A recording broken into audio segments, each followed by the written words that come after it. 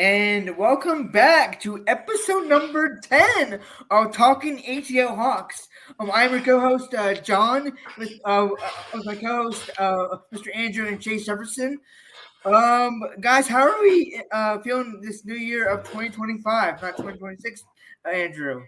Well, Not well, we made it. We made it episode 10. We made it to 2025. That means that this is the official year where the Atlanta Hawks are going to win the NBA Finals. So that's 2025 is facts. going to be very special. Just a few months away. Once April gets rolling in, the Hawks are going to soar into that number one seed in the Eastern Conference. We're going to sweep the entire playoffs. We're going to go a perfect 16-0, not lose a single game. I'm excited to watch it unfold, guys. I've been waiting for this year. This is the year of the Hawks, baby. I'm joking. No, that's not happening. That's not happening at all. Look, we could go on a surprise run and win the finals. Miracles happen all the time, but we're not sweeping the playoffs. And I wouldn't be surprised if we don't even make the playoffs. No, I'm kidding. I'd be very surprised. This team is way too talented to miss out on the playoffs. And I think it'd be a sheer disappointment if we made the play-in tournament. I'm talking about we got to get in that top six. We got to miss out on the tournament entirely and just go solely to the first round because this team has way too much chemistry, way too much talent. But as we're about to get into late in the episode, you're going to see that all of that is kind of falling apart right now. It's not really strengthened, tightened together. It doesn't have that flex steel strength that it once had when we ended our last episode. But the Hawks have always been about consistently inconsistent. So we're just kind of seeing more of the same. But Chase, how you doing? Like you said, we made it to the new year, 2025. It's good to be here. And I like you kind of say that 2025 has been very favorable for the Atlanta Hawks, but it has not because we are starting the new year 0-3. We ended the last episode with the end of that really important home stretch. But with the Grizzlies, Timberwolves, Bulls, and the Heat coming to town, and we talked about how the Hawks finished the home stretch 3-1, including 3 straight wins, a really good win against the T-Wolves, a 20-point comeback against the Bulls, and a pesky home win against the Heat. And then right when we left off, that's when the Hawks were beginning this very big and important out west road trip that the Hawks have every single year. But it actually started way up north in Toronto, which we'll get in a little bit. And then we went to Denver. We played both LA teams back-to-back, the Lakers and the Clippers, and it's going to conclude with the Jazz and the Suns. But not only are we going to talk about how this has been a horrific road trip for the Hawks, we're going to talk about how it doesn't get any easier from here. But with that being said, we're going to start off episode number 10 talking about that very up north road game that started this pivotal road trip for the Atlanta Hawks, and that was against the Toronto Raptors. And this was the I guess in lack of better terms, this was the calm before the storm. The Hawks were on that 3-game winning streak. This was a nice and easy game against Toronto. This was a very beaten up and rough Toronto team. Matter of fact, they were currently on a 7-game losing streak, 14th in the Eastern Conference when the Hawks were playing them at this point. This is a team that, at its core, it has a lot of young pieces with potential. They've got the best dick in the whole league. They've got R.J. Barrett, former Scotty Barnes. Scotty Barnes, former Seminole, Mr. CTE himself, the weirdest player in NBA history. And then it just from there. I feel like I'm forgetting somebody. Kelly Olynyk, the most consistently good bench piece in the league. But outside of that, the Raptors really have no direction of a future. They don't have their core yet that they could build on that could get them back to finals contenders like they once were, like the Atlanta Hawks have right now with Trae Young, Jalen Johnson, DeAndre Hunter, Dyson Daniels, Zachary Richey, and so on. So coming into this game, the Hawks, I believe, were 7.5-point favorites, if I'm not mistaken. Were we?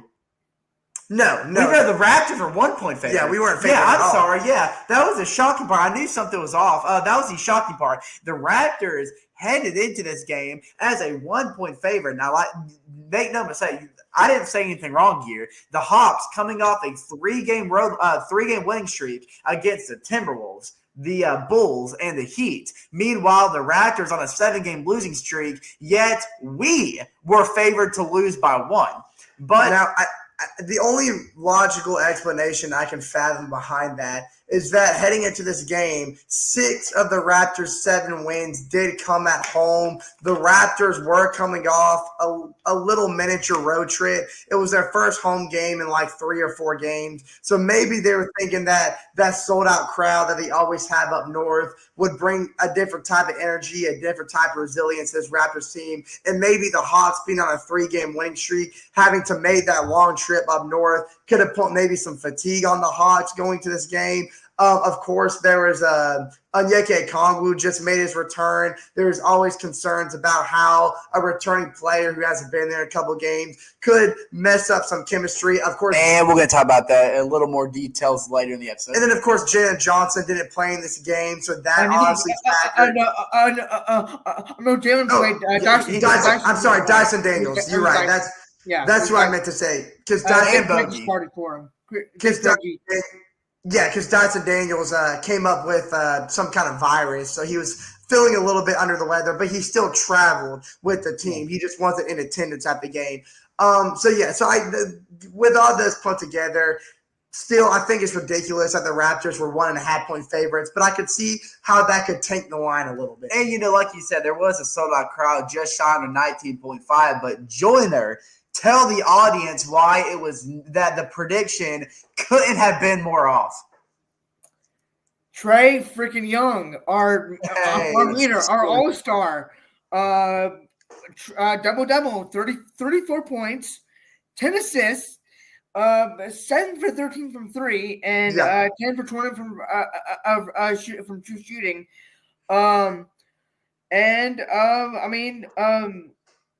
And Zachary only missed 1 shot from 3, and he missed 3 shots total, and had a solid 14 points. But again, as we've been saying, 6th man of the year, book it, DeAndre Hunter, 22 points in just 22 minutes. That means he averaged a point a minute. Yeah, so, DeAndre Hunter what DeAndre Hunter really brings to the table off the bench to me is what DeJounte Murray was in Atlanta, minus the whole mishap with Trae Young. Because DeJounte Murray, he had the ability to post fade, to pull up a contested mid-range from pretty much anywhere inside the arc. And, of course, he always had that sharp three-point game. And he always could make tough finishes at the basket with, some pretty hard contact. And that's just what DeAndre Hunter does on a consistent basis coming off the bench. Until this road trip, because let's be honest, aside from this Toronto game, DeAndre Hunter has not been connecting from the field in these last 3 games. But yeah, going back to Trae Young, aside from the 5 turnovers, he had 2 blocks and 1 steals to make up for it. So that was efficient defensively. To me, this was probably the most efficient defensive game Trae Young has ever had. And you mix that in with this 7 for 13 shooting from beyond the arc. And these weren't just like his subtle, quick pull-up 3 wide open. No, this was some of the most insane sharp shooting abilities I've seen from Trae Young. That one spin that he had that led into a step back from inside the rim of the logo, that 3, freaking incredible. And then he had a Chef Curry moment where DeAndre Hunter dished it out, or it may have been Jalen Johnson, dished it out at Trae Young at the corner, wide open, where he shot a high-arcing 3 that went in nothing but net. And then he turned around, stared at the bench, and then he even high-fived a fan. There's a random fan sitting there. There was like a POV video that I found on Instagram where after Trae Young turned around and hit the 3, the fan was like, "Nice shot, Trae." And Trae dabbed him up. Timeout was called. It was lethal, man. Absolutely loved what I saw from Trae Young. Of course, and his 10 assists to go along with it. I tried to find a little highlight clip of it, but you just go to his go down, scroll down. Sorry, like 34. Just click that video. No, not what I was looking for. Oh, where are you looking for? This was like probably the most hilarious thing in the NBA so far this year. If y'all remember the start of this game, I'm gonna tell you something. You're gonna think I'm joking, but I couldn't be more serious. There were 9 turnovers in the first 2 minutes of the game. The first right after the before the first basket was scored, there were 9 turnovers. 5 from the Toronto Raptors and 4 from the Atlanta Hawks. That was the most chaotic, wild, and most comical start to an NBA game I have ever seen. That's a record, by the way. It literally, ESPN's headline for this clip was literally count the steals in the Hawks and Raptors game before the first basket. And if memory serves me correct, it was 9. Like I said, 5 from the Toronto Raptors and 4 from the Atlanta Hawks. But after the first 2 minutes of game, this was a very clean game from the Atlanta Hawks. And, the Hawks played great defensively, only allowing 107 while scoring 136. But if I'm going to be a little honest here, the Raptors made it very easy for the Hawks defense to be fantastic because, Bob Rathbun, he said it perfectly during this game. When you watch the Raptors play, their only game plan is for either Scotty Barnes, who, by the way, had a really good game. He had 19 points, shooting 17 for 12. It's either Scotty Barnes or RJ Barrett that drives in to try to either shoot a contested basket in the paint or try to draw a foul. That is literally what the Raptors do all game long. It was Scotty Barnes, RJ Barrett driving to the basket, trying to make a layup, trying to make a contested one, trying to draw the foul. And if they didn't have it, they would kick it out and either start the whole thing all over again or try to shoot an outside 3. That was it. That was, and the Hawks, God, we can't say it enough, and we're going to say it some more this episode, I promise you. The Hawks' perimeter defense is horrible. But that night against the Raptors, it didn't matter because they shot a total of 24 threes, but they shot 29%. This was a really bad three-point shooting team. So this is one of those opponents where the Hawks didn't really have to worry about playing tight perimeter defense because they're just not a great three-point shooting team, not only because they miss a lot, they don't even shoot a lot. They don't work to find the open man beyond the arc. So that was a very, very big help for the Hawks defensively in this matchup. Right. Well, I can jump in and say one thing really quick. Though Dyson Daniels was not on the court with the Hawks team, there was a guy that stepped up to the plate, a player who has stepped up to the plate several times. And Jalen Johnson had a very Dyson Daniel-esque game. JJ, baby. And what I mean by that is he didn't score a lot. I mean, 15 points is a very, reasonable amount. But it wasn't. Was it?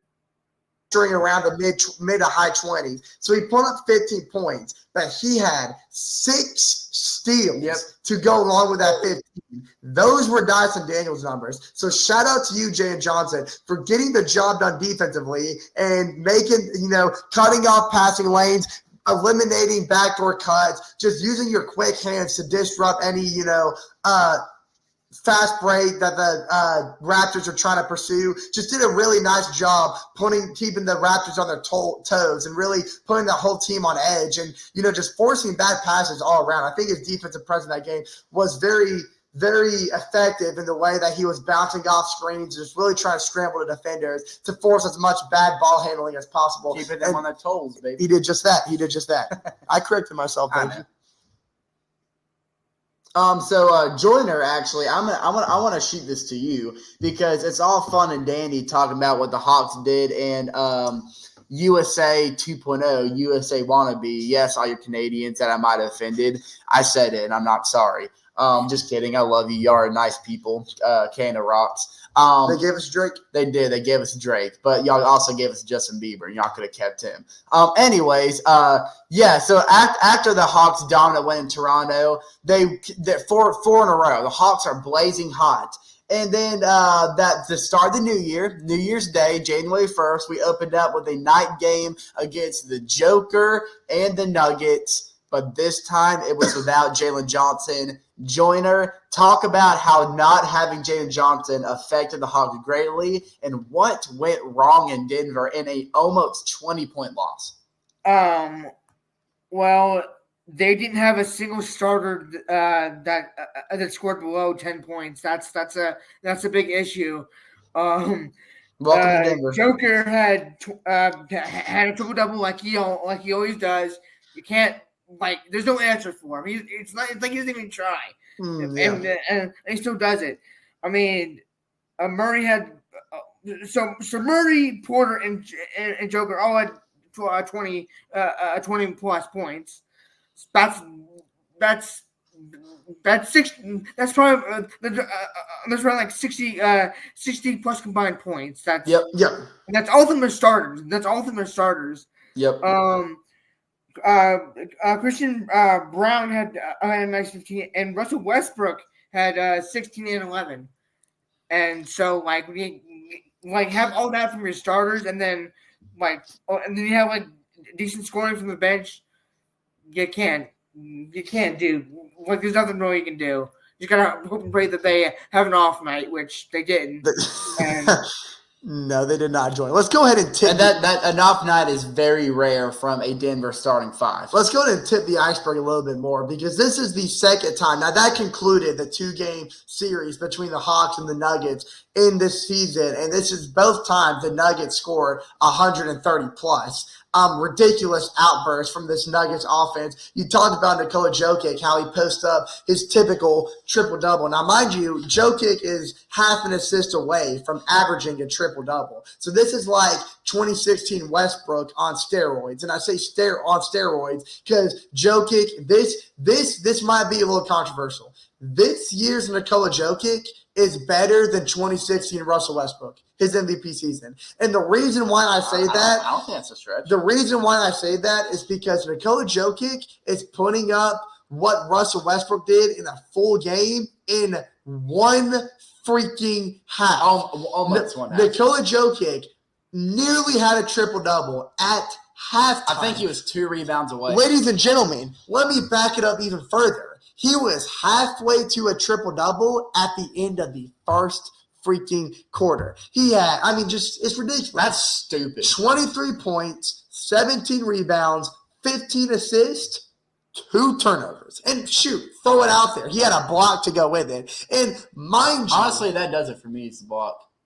Dude, when you're watching Nikola Jokic play, what he does and what the Hawks fail to execute on the defensive side of the ball is first of all, any post matchup that Nikola Jokic is going to have, 9 times out of 10, it's going to be a mismatch. Because even if Capella or Okongwu is on Nikola Jokic, he still has a slight size advantage that's going to be able to allow him, because he's quicker. He's quick on his feet. He's quick in the post moves, and it's going to be a mismatch 9 times out of 10.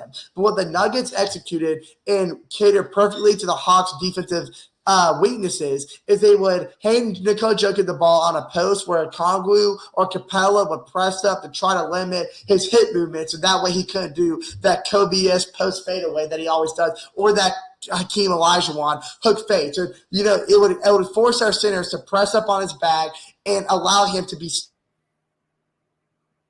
do so well, and why I cannot stand playing them defensively, because Michael Porter Jr., Jamal Murray, Russ Westbrook, whatever guard or forward is outside the wing knows that they have a speed advantage, because when Nikola Jokic has the ball, all eyes are razor sharp on him, because there's no telling what he's going to do. So they would utilize the defensive players being caught off guard by Jokic's presence to take a backdoor cut, to take a movement off another screen, and it will allow wide open. There's no coverage in the paint.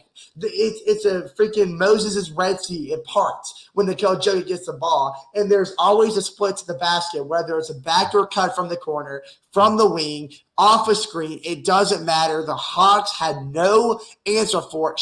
Most teams in the NBA don't have an answer for it. But like Chase alluded to earlier in the episode, what made it worse was the Nuggets shooting 40% from beyond the arc. And that it was a collective effort from Jamal Murray. Michael Porter Jr. had 5 threes. So Nikola Jokic went 1 for 1. You have players like Watson, Pickett. There's no box out. There's no closeout on the 3, and I think a lot had to do do with the attention that Jokic demands from defensive players, because it allows you to draw closer to him to limit what he does. And it caters to the Hawks' defensive struggles, because once you leave a guy wide open from beyond the arc in this league, it's going to go in 9 times out of 10, and the Hawks just had no answer for it. Well, I will say the three-point shooting, the Nuggets going 40%. 12 for 30s, not 12 threes is not a lot of threes in today's league by any means. No. Because, and like you said, it's because Joker is such a paint threat. And matter of fact, that whole Nuggets team is a paint threat. Russell Westbrook thrives in the paint. Nice addition by the Nuggets, by the way. Russell Westbrook has really elevated that team. The Joker obviously thrives in the paint. Jamal Murray, he thrives everywhere, but to that night he thrived in the paint. And what a performance. I want to shout out this man for the Nuggets, Christian Braun. Now, this is a sneaky player that's been under the radar in the league for a while now, and he is a mid-range fiend. And I'll tell you what, he's like – this is going to be a weird comparison, but hear me out. He's the Stephen Curry of mid-range. And what I mean is take Stephen Curry's off-ball movement, but minus the threes. It's just mid-range shooting. I was watching him that night, and the way he moves when he doesn't have the ball, he's running in circles. He's running around screens. He's running to one end of the court to the other, and when he turns around a screen, catches the ball, instantly pops a mid-range. And he shot 7 for 9. He didn't do it a lot, but he did it efficiently, added 15 points to it, and I thought that was a very impressive performance there. Definitely kept the Hawks defense moving, and we couldn't keep up with him, and he was a problem in that game. But a big point I want to say, it's kind of just another layer to this Hawks terrible perimeter defense, and a lot actually of their 12 threes that they made were in transition. And yes. Good point. It seemed like that the Hawks would miss a bucket on their end, and the Nuggets would quickly grab the rebound, and they would transition quickly down the court. And that by the time they get down there, the Hawks probably have 2 defenders there. And the problem is because Jokic, Westbrook, Murray, Braun are so dominant inside that the Hawks would send both defenders in the paint, leaving the 3-ball wide open. And just as good as the Nuggets are inside, they are just as deadly from the outside, and they're draining a 3 wide up in transition. And that's just it. I guess I don't want to blame the Hawks for doing that almost, because like I said, the Nuggets were just dominating from us inside. So obviously you think they go inside, but you have to realize that if you're going to leave them open from beyond the arc, they're going to shoot it with confidence, and they're going to make it too. So I don't want to blame the Hawks, but I do at the same time. But it was definitely a very confusing, frustrating, and a hard thing for Quinn Snyder to figure out. And I'll tell you that Jalen Johnson playing would have made a bigger difference in this game, because it was a close game at halftime. We still scored 120. We were down by 3 at halftime. This was not an offensive issue, but the lack of size in the paint, because yes, we had a Kongwu. Clint Capella is soft as a feather in the paint. He can't stop a gust of wind from getting in the basket. It really was just one quarter that kind of tipped this iceberg and caused the Titanic ship to wreck. And that was the third. Because we lost the first quarter by 7. Sure. Bounced back in a major way, putting up almost 40 in that second quarter. Like Chase said, manageable deficit at the half. They broke out of that third quarter on such an electric tear. Everything, defensive flaws and offensive efficiency that we have just talked about for the last 5 minutes, came into full swing in that third quarter. And that's when things collapsed, losing that 41-23. And then the Hawks turn around and win the fourth quarter by 1. So you eliminate the Nuggets went on that third quarter, that game would have came down to the final minutes. But, John, I know you haven't spoken in a while, and I think this will be a great segue to what you wanted to talk about regarding Nikola Jokic. Now, go ahead and throw it out there. What you're about to say did not happen in this game, but because we're on the subject of the Joker, and because this is absolutely hilarious, John, take it away. Oh, we're going to talk about it already. Take it away. Okay, so for those of so for everyone who doesn't really know me, that listen to this, so I play wheelchair basketball. So I do play basketball. I'm a handicap guy, so I play wheelchair basketball. He's a baller. Joyner is a baller. Yes, yeah, I am. But Nikola Jokic was at the free throw line, and the ref passed him the ball. But according to this post by Statline on Instagram, Nikola Jokic felt disrespected by this pass from the ref.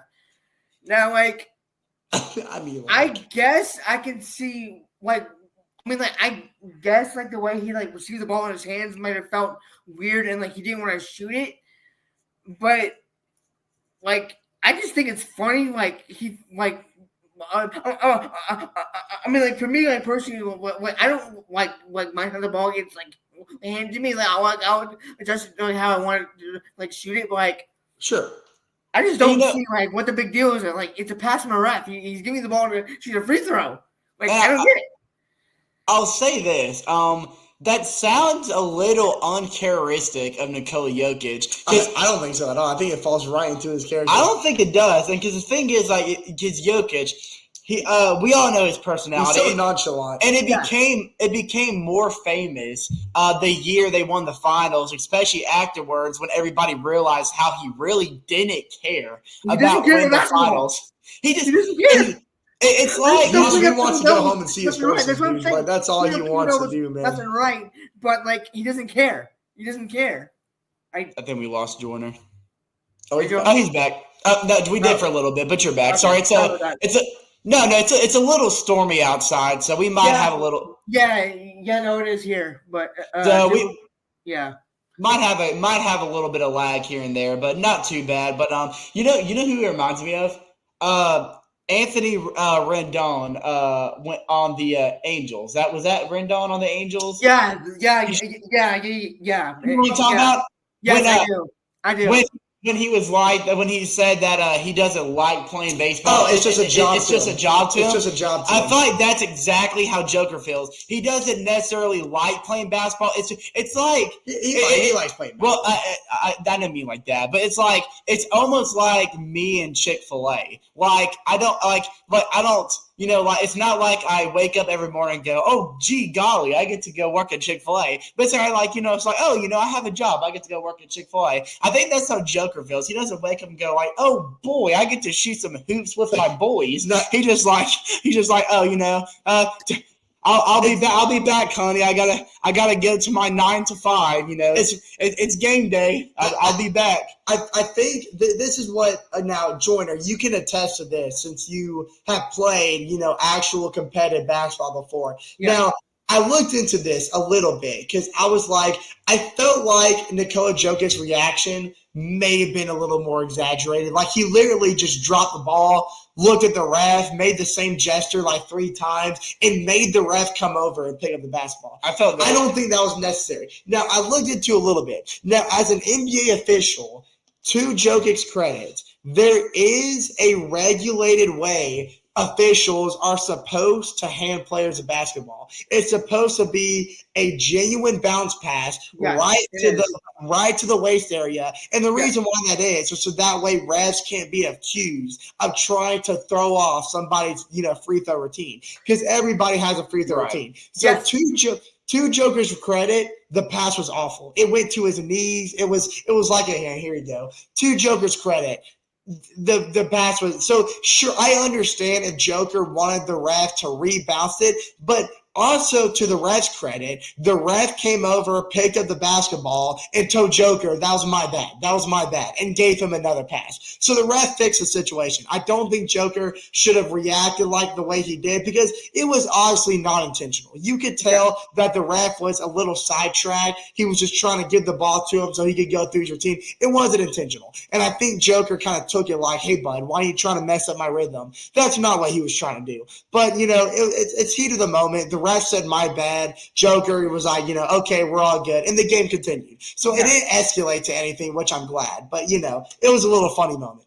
This could also be like social media blowing things out of proportion like they always do. Like how they like say, oh, maybe like let's say LeBron like cried about something and like it had nothing to do with that. Like oh. Heaven forbid. Social media, like these reporters always blow things out of proportion, and it's dumb. It's making these players look bad. Oh, heaven forbid that was LeBron James. That ref would have been fired yesterday. They would have been like, the ref would have had it gone on his hands and knees, crawled over to his feet, untie his shoelaces, take it off, give his big toe a little sucky, and be like, oh, LeBron Benjahamis, my king, my glorious king, how dare I? He would have had to deflate the basketball, repump it with his breath, and then give it back to him. Like, it would have been this whole dramatic scene. So, you're absolutely right. You're absolutely right. So like, it's a weird situation, but like I was saying, like, yes, refs are supposed to like give the ball into a certain part of the body, so that way, like us as ball players don't throw off our shooting routine. So it's a weird situation, but that's now. Before we move on to the crap fest that happened in Hollywood, I do want to James, we're about to transition right into LeBron James, actually. But shout out to Trae Young for dropping a very solid 30-point game. Racked up 9 assists to go along with it. He only had 4 turnovers, a little much, but could be dropped down a little bit, but overall not bad. Had pretty efficient shooting, 8 from 17 from the field. And DeAndre Hunter, this was his last good game of this road trip thus far. Dropped 20 points on very efficient shooting. No. Absolutely 50% actually.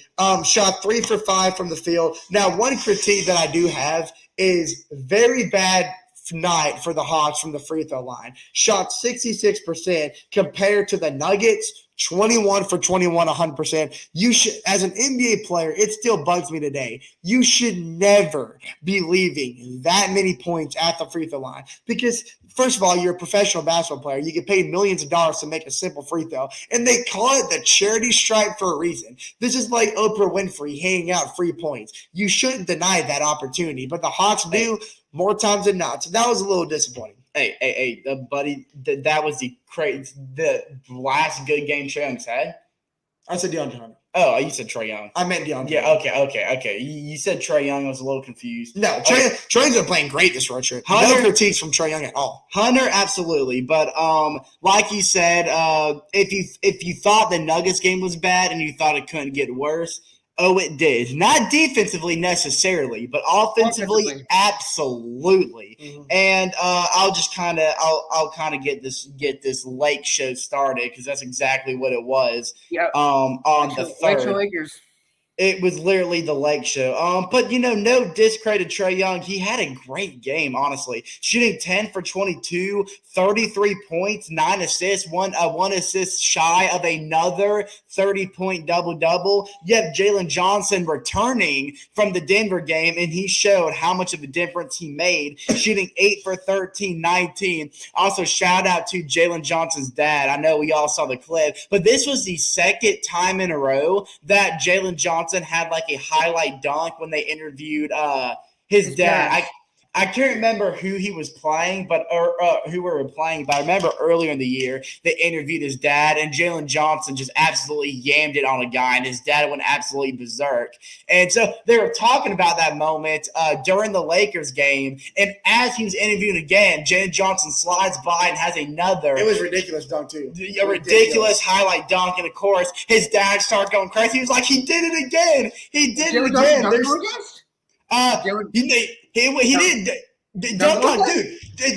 If the NBA wants to hear me out, Adam Silver. If you want to revive this dunk contest and bring excitement back to it, stop getting these rinky-dink players from the G Leagues and get some players that can actually make highlights on a daily basis, like Jalen motherfucking Johnson, baby. Please, like there's something about the Lakers stadium. I'm going to call it Staples Center. It's always going to be Staples. It's not Crypto.com Arena. Yeah. Forget all that. That crap's disgusting. It is Staples Center in my heart. There is something every time Jalen Johnson goes down to LA in Staples Center. Because remember last year when we were playing at the Lakers, he freaking almost ended Austin Reeves' career. He put his nuts in his mouth and pretty much demanded Austin Reeves to have his children. And then this game, he didn't dunk on anybody, but he had 2 dunk contest worthy plays. And it's just ridiculous. Absolutely ridiculous. And shout out to Okongwu. Very nice game off the bench from Okongwu. He actually had, I think he had more offensive rebounds than he did defensive rebounds. And I get hard as a rock when centers give my team another chance to put up points in the same possession. So, Congrue, you made me hard as a rock that game. Thank you. I wish I could have seen what just happened on my phone. I typed in where was Jalen Johnson born, because I was going to bring up a point later, and I was trying to figure out where exactly he was born. Yeah, and when I hit enter, it showed me where was Jesus born. I was like, hey, in some way, Jalen Johnson's kind of been like the Jesus of the Atlanta Hawks, When reincarnated. Hey, man. Hey. Because Hawks used to have John the Baptist, and now we have the NBA's version of Jesus Christ. Kind of, I don't know. I can't make a comparison to that. I was going to somehow explain how that makes sense, but it really doesn't. I miss John Collins, bro, but I like Jalen Johnson better. I think we all like Jalen Johnson better. Jalen Johnson is a more athletic John Collins with just way more to his game. Right. But, as we were mentioned earlier, I called out a good game from Jalen Johnson. I called out a good game from Trae Young. Nobody else really had a good game. Now, Dyson Daniels did shoot 6 for 14, a Congrue 7 for 12, but only scoring 14 and 13. But when Bogey also made his return. I forgot to mention that. But no one would have told. No one would have. No one knew. No one knew he was back. You would have known because he shot 2 for 6. Nobody knew he was back.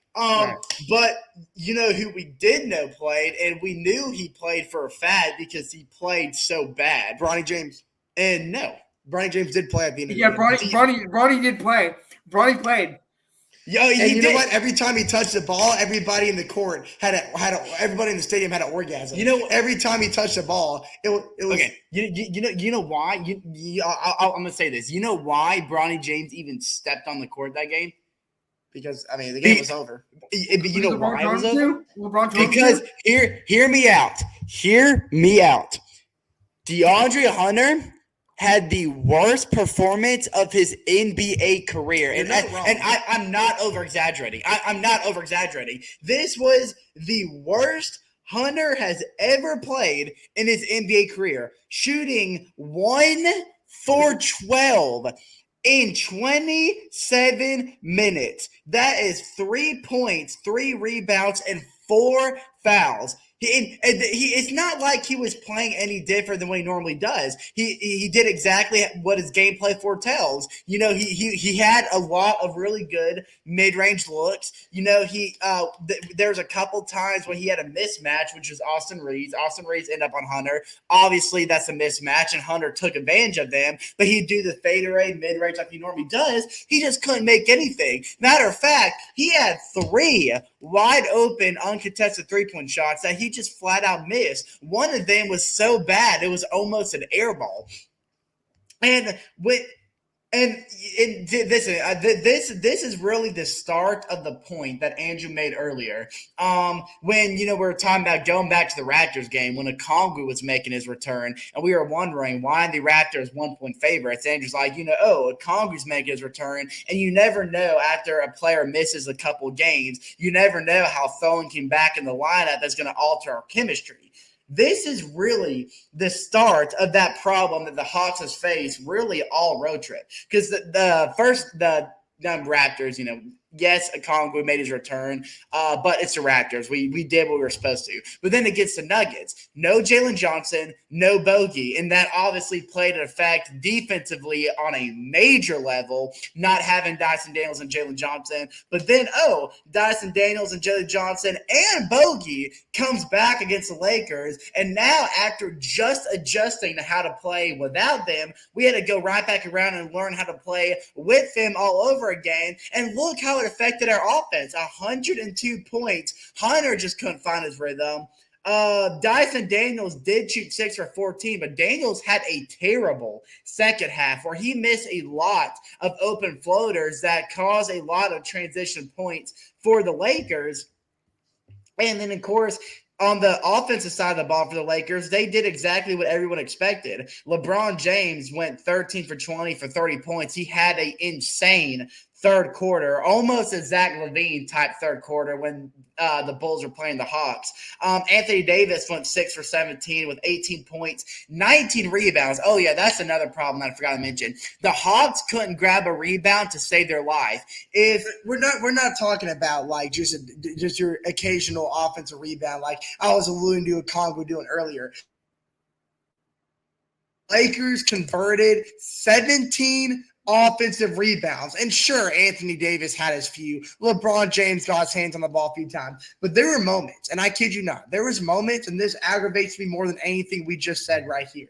There was moments where we'd have Capella, Jalen Johnson, DeAndre Hunter, all standing around the charge zone, right underneath the basket. And then, Anthony Davis would do a little fade, miss, and then here comes Austin Reeves and going in there and grabbing an offensive board over 3 of our 6-foot forwards, centers, whatever. Ridiculous. There's a no box out. There's a no box out. It wasn't just Austin Reeves. It was also Finney Smith coming off the bench, who had 5 rebounds. And if I'm not mistaken, he had 3 of them in the third quarter when we had Capella on the court. And it aggravates me. It takes me to a breaking point watching Clint Capella in the paint for the Atlanta Hawks because of how soft he is. But Joyner, please give your intake because I don't know. That one hurt. The Nuggets game, the second half was bad to watch, but that one just hurt the whole way through.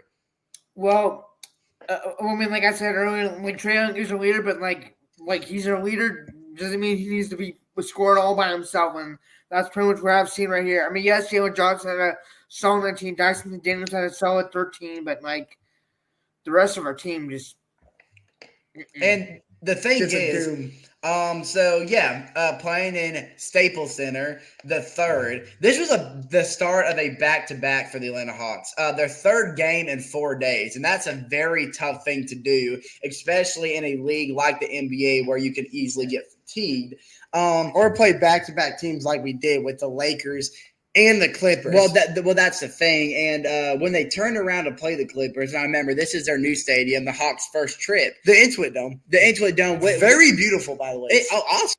I love the arena. The wall too, right behind the back goal, and it's been effective. So the Bob Rathbun named a stat, because the Clippers now have the wall, which is on the right side of their court, behind the right basket. They have a tall, steep wall where you have to sign a contract to sit there. You have to pay, and you have to sign a contract stating that if you buy seats here, you have to show up to a certain number of games. So it brings like a college basketball atmosphere to an NBA game. That's really what the owner was going for, and I think he accomplished it greatly. Because because they said that I believe it was players shoot out of everyone who has shot on that goal. The total free throw percentage is 76%. That's low. Which, if you would put that on an NBA team, it would be the lowest out of the entire league. So the wall is a real thing. Matter of fact, Trae Young got fouled shooting a 3 at one point during that game, and he missed 2 free throws, which is very unlike Trae, and that tells you anything. And there was a shot. There was a shot where Kawhi Leonard had the ball, which, by the way, Kawhi Leonard did make his official return. Of course he did. Of all the games in the world he could have checked. You had to do it against us. Sure, let's do it when the struggling Atlanta Hawks are coming to town. Like, shut up, Kawhi. But anyway, he is the most overrated superstar in NBA history. And I don't mean overrated because he's bad, because when he's healthy, he's a top 5 player in the league. I mean overrated because why are we still praising a guy who doesn't play basketball anymore? Anyways, I just had to go on that rampage. But aside from that, there was a shot where Kawhi Leonard had a ball, and the camera panned over to him going up the court with the wall in front of him. And can we talk about how freaking steep the seats are in that stadium? It literally looks like he was staring at Mount Everest, just full of fans. The shot was ridiculous. But John, you lead us off. To me, this game was worse than the Lakers. This was the worst game of the road trip so far. So, John. Yeah, and you know what? I'll tell you why. Because, because you would think that when James Harden, Kawhi Leonard, pretty much James Harden, because like we said, Kawhi is not him anymore. But James Harden only had 10 points. Yeah. Shot the ball 9 times. He had 15 assists. I guess all those assists went to Zubats and Norman Powell. But the bench did solid. I guess they played well, except Obama. They didn't play him, but yeah. And then for us, Trae Young had 20 points, which is okay, but Yeah. we didn't have Bogey or Jalen Johnson again. Johnson had a sore right shoulder, and Bogey's still dealing with his lower leg injury. DeAndre Hunter came back to DeAndre Hunter came out of his slump and shot 6 for 16. Had 18 points. Gary Bird, Garrison Matthews had 15, but I don't know. I guess our defense was just off. I don't know.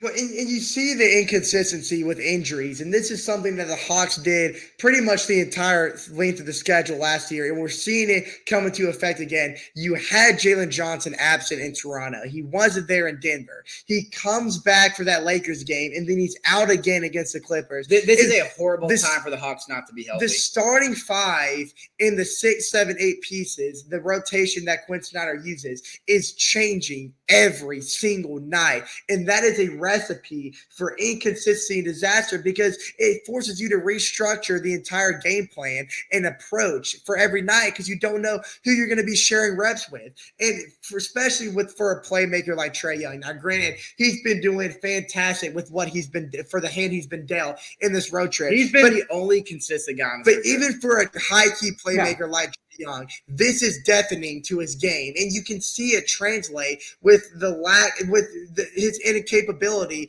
to make those high mark plays that he's been doing all season because he doesn't know who he's going to be alongside each night. Now I have to hand it over to the Clippers. I don't know about y'all. When I was watching this game and I was crying over the Hawks' terrible transition breakdowns, I was getting a little bit of deja vu and throwback to Lob City Day Clippers because this all things aside, this is a fun LA Clippers team. It really is. Despite Kawhi Leonard coming back and dropping a quiet 12 on 4 of 11 shooting, and like you said, Joyner, James Harden had a quiet 18 or 10.9.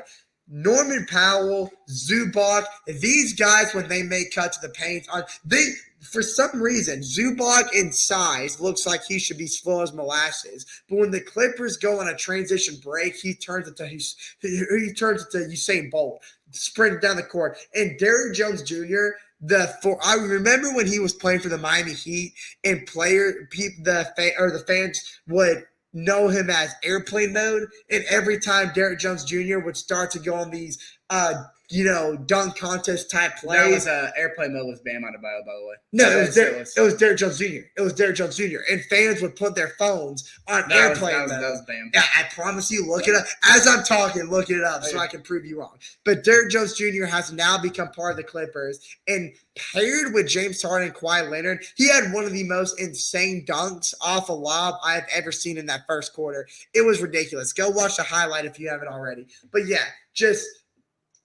the Hawks were already coming off that back-to-back. It was a disaster against the Lakers. You knew it was going to be a disaster defensively against his Clippers team, and the offensive efficiency wasn't there. Dyson Daniels, don't get fooled by his 50% performance from the field. He had a handful of air balls in this game, especially from beyond the yards. And we even saw that against the Lakers. So Dyson, and now he still played great offensively, had 3 steals, had a block, forced a good bit of disruptions on some of these transitions. And Chase, your face looks like I just proved you wrong. I stand corrected. I know. I just proved him wrong. Y'all guys witnessed that. And it's going to happen a lot more during the show. But regardless, Zachary Ricochet, very efficient 13-point game, had 5 rebounds, a couple of assists to his name. But the Hawks offensively could not outmatch what the Clippers were doing on transitions, on fast breaks. 131, the Hawks couldn't keep up, and it's because you can see the Hawks offense start to drain a little bit. And when you're struggling to get stops on transitions from beyond the arc, and you're struggling to keep up with, especially when Dyson Daniels had it. Because without Jalen Johnson, when Dyson Daniels isn't on the court, when he's taking a break, it really depletes what the Hawks can do defensively. And we saw that happen in the second quarter when the Clippers were 5 points shy of dropping 50. They scored 45 to end the half, and it wasn't good, y'all. It's not good. It's really leaving a sour taste in our mouths as Quinn Snyder makes his return back to Utah tomorrow night. The Utah Jazz sitting at 9-25. This is a perfect opportunity for the Hawks to snap this losing streak before going to Phoenix, because we're going to have our hands full when we face Devin Booker and Kevin Durant. Well, the key is for the Atlanta Hawks is like this is a bad time to have an inconsistency in your lineup. This is – in my, I don't. This isn't a stretch by any means, but just the games that Hawks have had the last week and what we're going to have the next 2 weeks. This is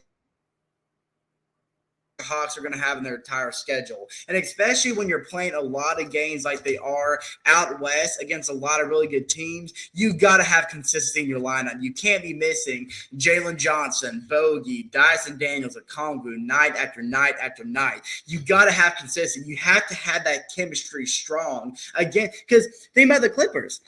Outside of Kawhi coming back, that their chemistry that the Clippers has so much chemistry as a team, and it showed 131 points against a Hawks team who defensively has had their fair share of struggles, but a lot of their successes. But that didn't matter. They didn't matter for the Clippers. Their chemistry was so strong. They were easing their way through, finding ways to get in transition and taking advantage every single time. And it's not going to get any easier for the Hawks from here.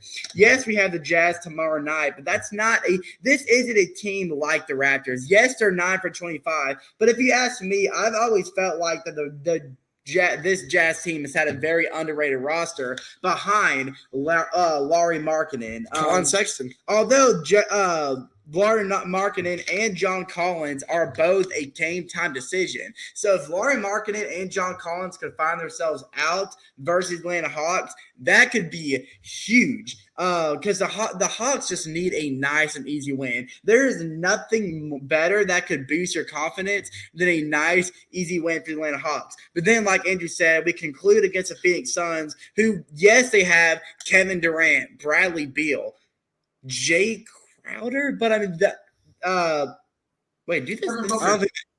Yeah, Devin Booker. I don't think they have Jay Crowder Do the anymore. Suns have Jay Crowder still? I don't think so. I don't think they do. Well, that's besides the point.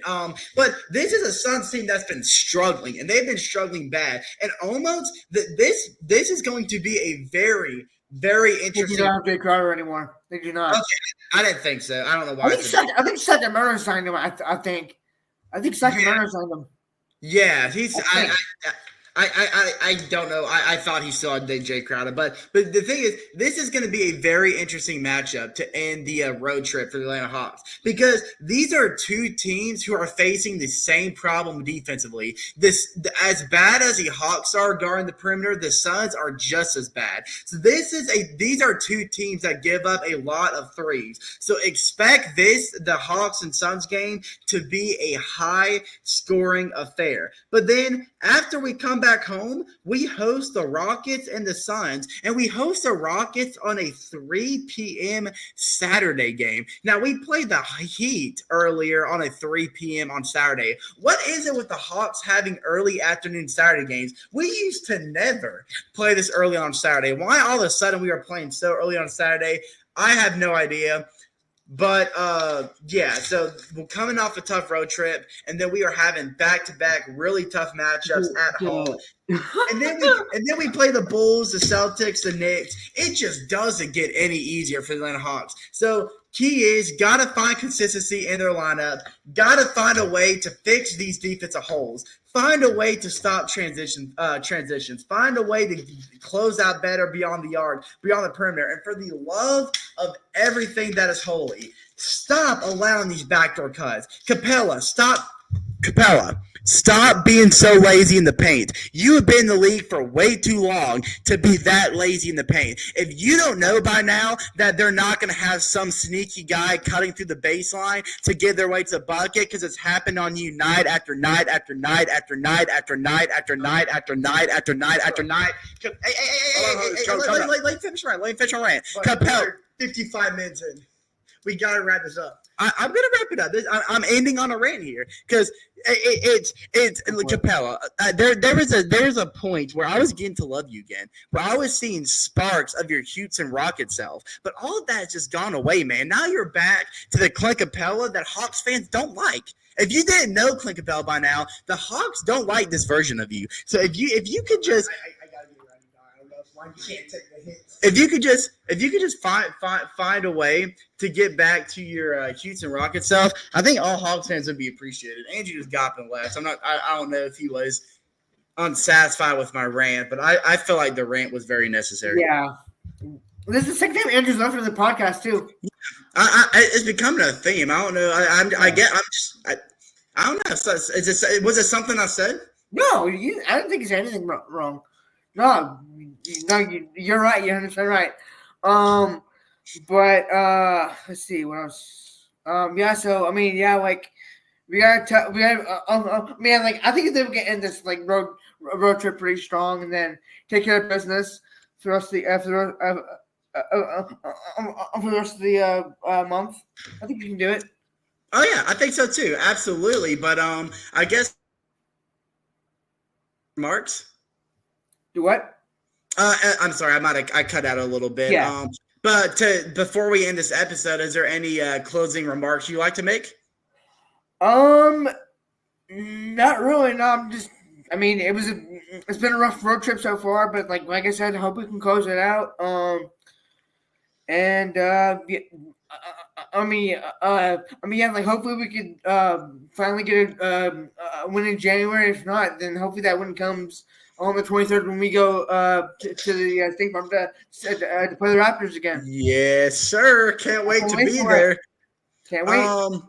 But yeah, so I guess with that being said, thank y'all guys for tuning in to another edition of the Talkin ATL Hawks podcast. When we come back, like Joyner said, hopefully we would come back with some great news talking about how the Hawks had a fantastic end to the road trip. But I'm Chase. This is Joyner. Andrew is off in the near distance somewhere. But yeah, this is Talkin ATL podcast. Well, we need to do like a counter at the end of the season and just count how many times Andrew's left. So far, I think it's 2. Now, mind you guys, I left A because I couldn't take Chase's rant anymore, and B, there was a big water spill right that kept catching my eye that Chase refused to clean up. So I had to play daddy and go clean it up. But yeah, guys, can't wait. I'm gonna be hopefully like Chase just said, when we come back next week, we'll be praising how the Hawks were able to rebound and gain a slight advantages. We're back at 500. We do not.